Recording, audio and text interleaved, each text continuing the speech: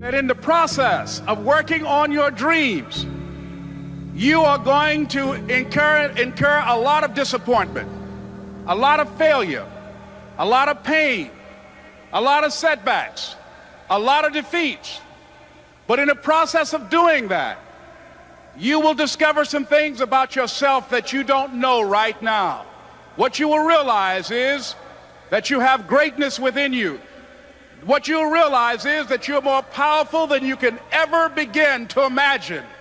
What you will realize is that you're greater than your circumstances, that you don't have to go through life being a victim.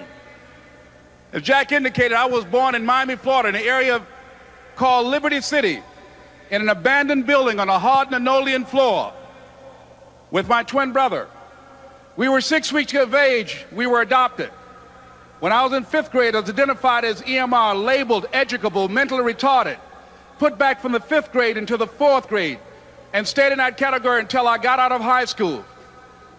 I don't have any college training, but I met a high school teacher who one day changed my life. I was waiting on another student, and when he came in, he said to me, "Young man, go to the board and write what I'm about to tell you." And I said, I can't do that, sir. He said, "Why not?" I said, "I'm not one of your students." He said, "It doesn't matter, follow my directions now." I said, "I can't do that, sir." He said, "Why not?"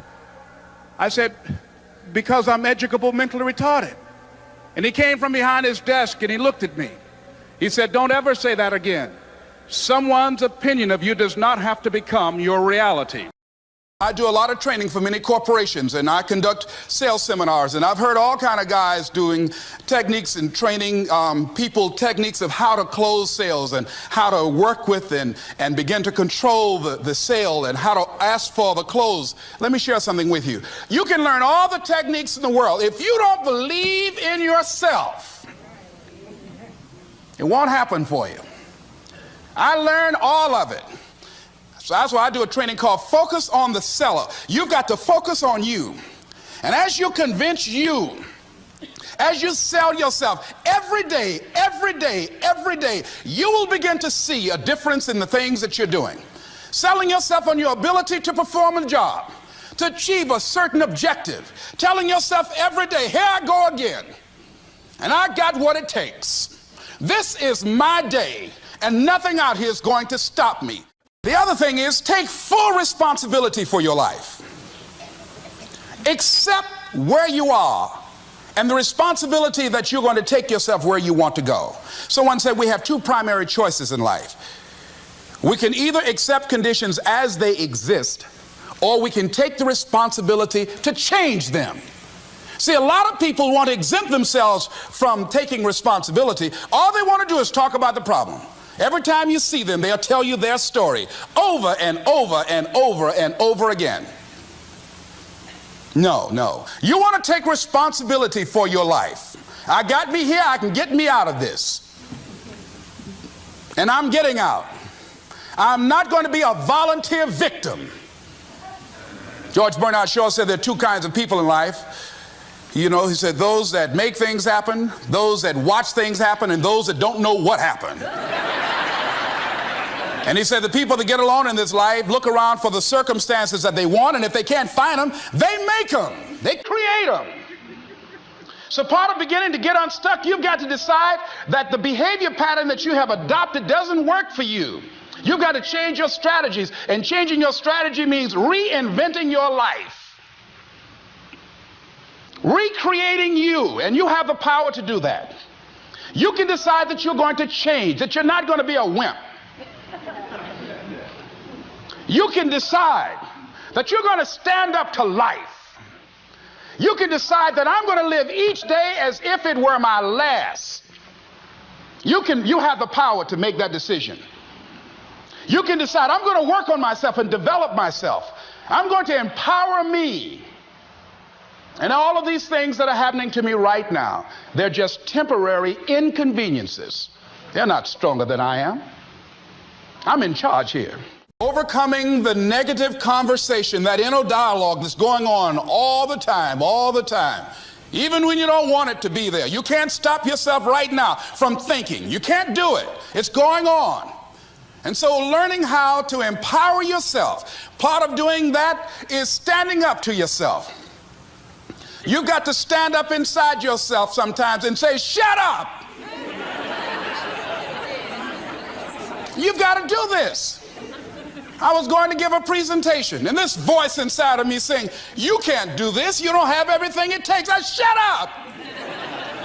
I'm behind on my bills, and you're telling me what I can't do. I have got to do it. You'll get scared sometimes. Your mind will go blank on you. Some people you will allow to unnerve you. And you wonder, what's wrong with me? I'm not crazy. That's why you've got to learn to make a conscious, deliberate, determined effort to stand up inside yourself.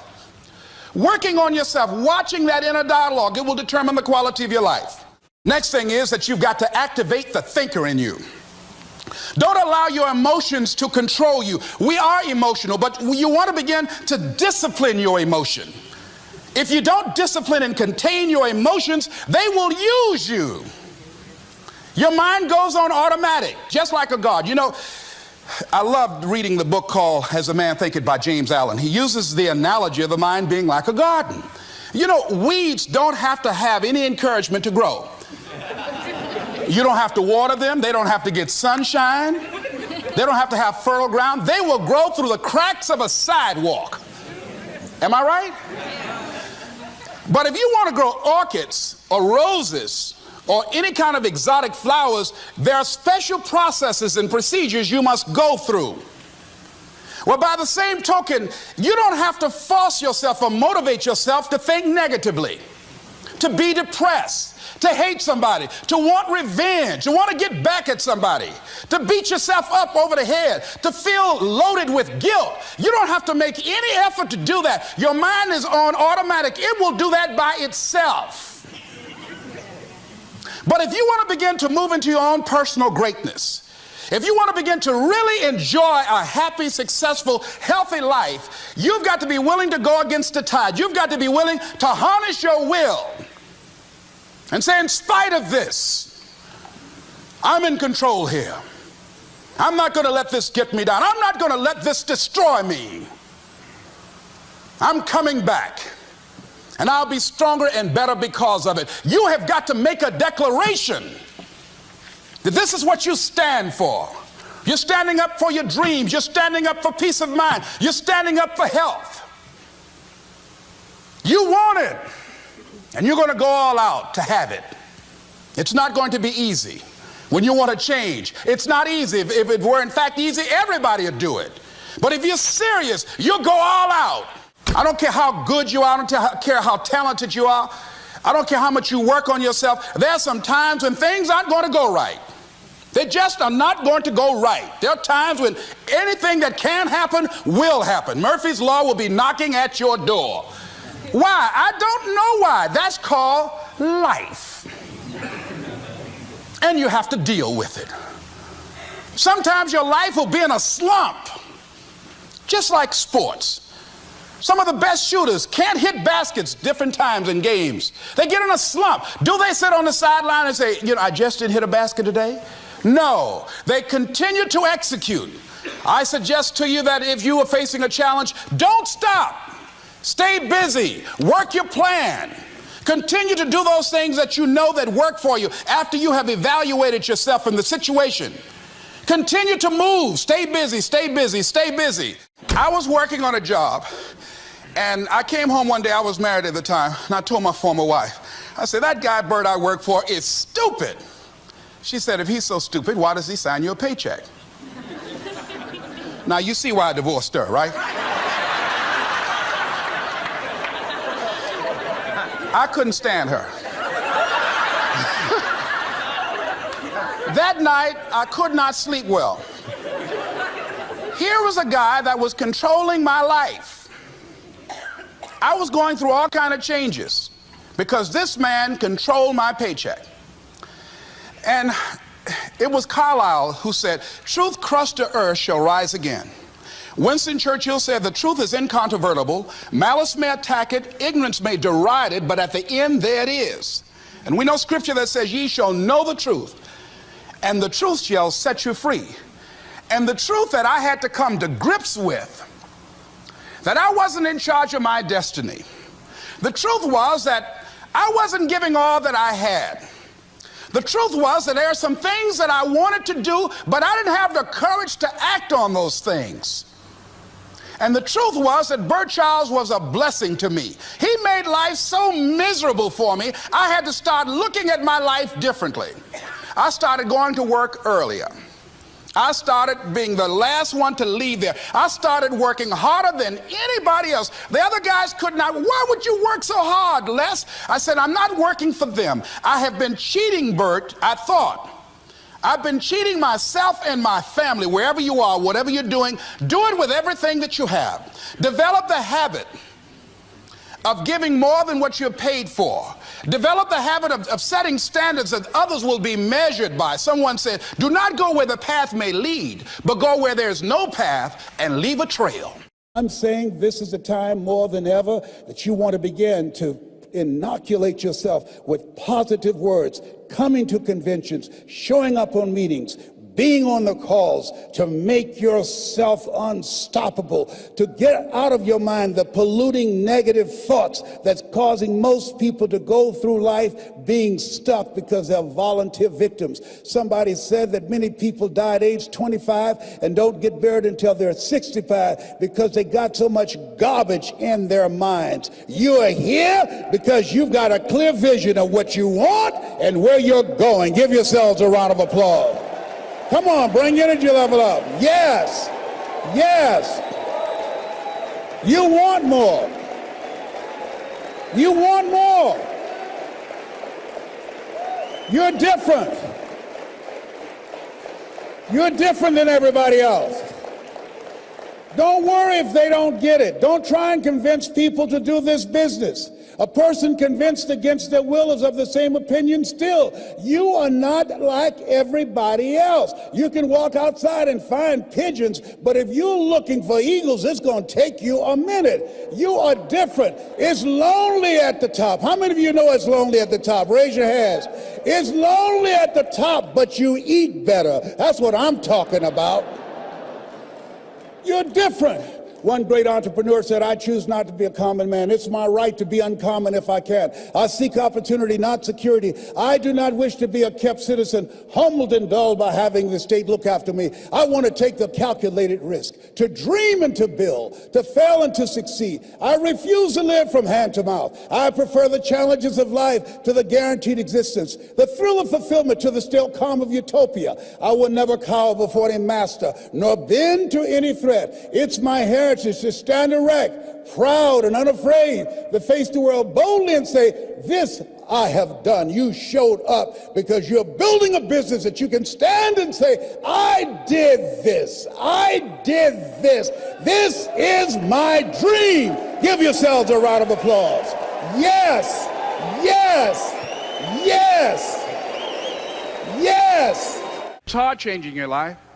It was hard when just over 3 years ago, in the Penobscot building in Detroit, Michigan, where I was operating my business, and I fell on some hard times, and I was sleeping in my office.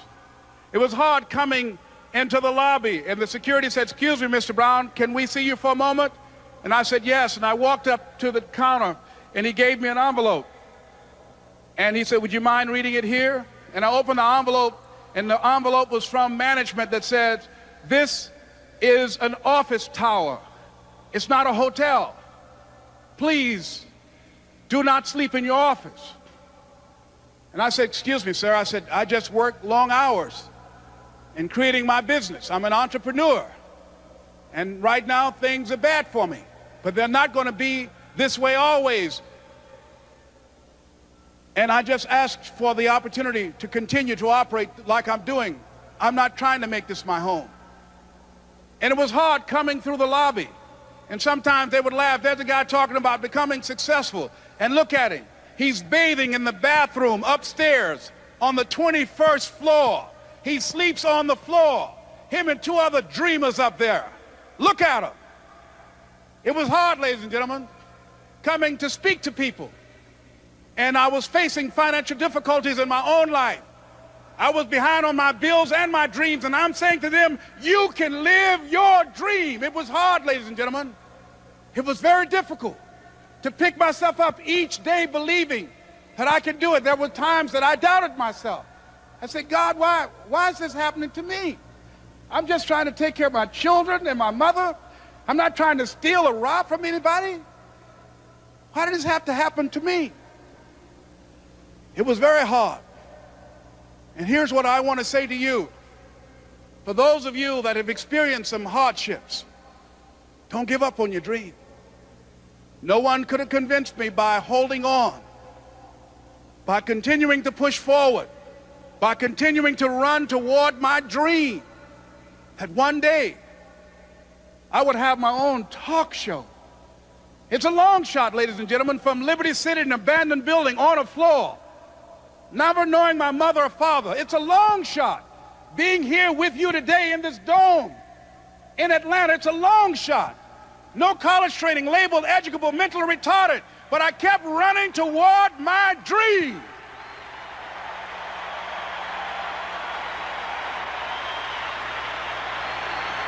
Don't stop.